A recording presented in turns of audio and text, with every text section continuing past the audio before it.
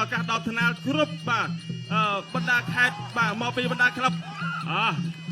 ច្រឡោដូចគ្នាម្នាក់ឡើងឆ្វេងម្នាក់ទៀតឡើងស្រាំបាទទាត់ឆ្វេងប្រហើបពីចម្ងាយពីរិទ្ធីគីងកុងដេញតាមមកវិញច្រឡោបតាអត់ទាន់ចូលដល់ឡើយពីសិនលេខញាក់ចេញញាក់ចូលការប្រកួតគឺ5ទឹកវិញដេញតាមទៅវិញពីគីងកុងទាត់ឆ្វេងចូលក្តីខំពីរិទ្ធីគីងកុងប្រែទៅមកទេសិនលេខញាក់ច្រឡោមកវិញ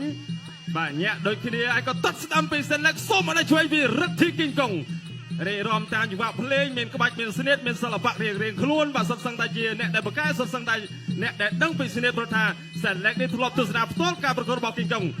ទាត់ឆ្វេងប្រហើដេញតាមចូលបាទក៏ប៉ុន្តែថែមមួយដៃឆ្វេងជាបន្តទៀតពីរិទ្ធីគីងកុងបាទទាត់កាប់គោលជើងក្រោមពីរិទ្ធីគីងកុងបាទសែនលេខក៏បោកកាត់ទាត់ឆ្វេងថែមឆ្វេងបាទឆ្វេងមួយដៃពីគីងកុងដេញតាមឆ្វេងដល់ឆ្វេងបុកកណ្ដាលកែឆ្វេងដល់ឆ្វេងពី3ដៃ4ដៃបត់កែឆ្វេងថែមចេញជាបន្តទៀតពីគីងកុងទាត់ឆ្វេងយកទៅក្រោមពីគីងកុងបាទសូមសម្លេងហូប 1 2 3 4 5 6 7 8ប្រកួតបន្តចាចាប់ទឹកទី1 50ទេបាទចូលរួមជួយសៀឡើងជាបន្តទៀតបាទបង្គោលក្រហមកីឡាករគុនខ្មែររិទ្ធីគីងកុងបាទទាត់មកជើងឆ្វេងនេះទាត់ចំថងប្រាក់បាទវត្តមានគណៈធិបតីឧបត្ថម្ភបន្ថែមដល់គីងកុងថាវិការ20,000 រៀល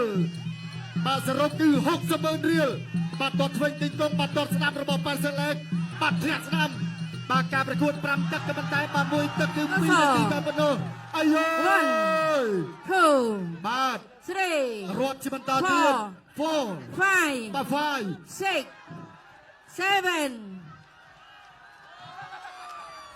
អូហូបាទអបអរសាទរទៅដល់បាទកីឡាករគុនខ្មែរ